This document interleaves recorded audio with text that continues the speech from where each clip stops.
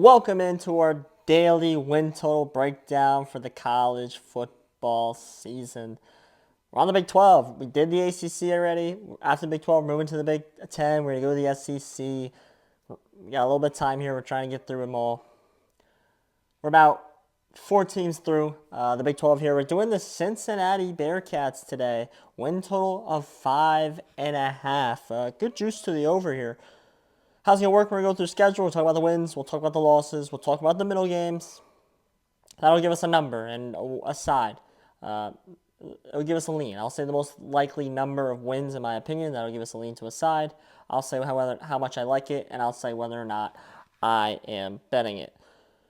Week 1, this team is home against Towson. They're going to start 1-0. First off, I want to talk about their quarterback, Sorensby, who was an Indiana transfer. A guy I thought was very underratedly good at Indiana. A guy that if you have a good team around him could produce good numbers. So I think this Cincinnati team might be a little underrated here as we get through it. But Week 1, home for Towson, I have as a win. Week 2, which this Week 2 game might be what this comes down to. It's Week 2. They're home for Pittsburgh.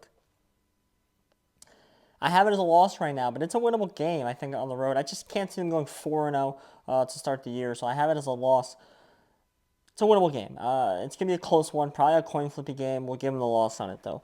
Week 3, they're at Miami, Ohio. Miami, Ohio might be the best team in the MAC, so that's not a guaranteed win whatsoever. I am giving the win. I think they split that. The home against Pitt, on the road against Miami, Ohio. I think they lose one of those games. So ultimately, I think they're 2-1.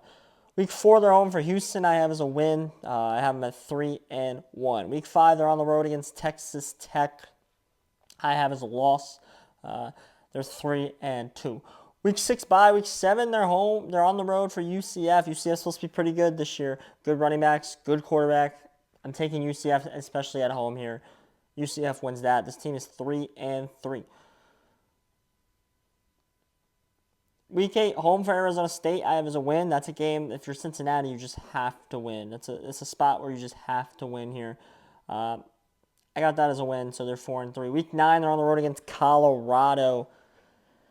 I think it's a loss, and I think if you're Colorado, which is actually the next team we're doing, that's a game you have to win. If you're losing games to Cincinnati at home, then this team is going way under their win total, and they are just not performing to the level that they should be, ultimately. Week 10 bye. Week 11, they're home for West Virginia. I actually have as a win. I think that's a very toss-up game there. And I think they're going to get some of these last couple games here. I think they get this one.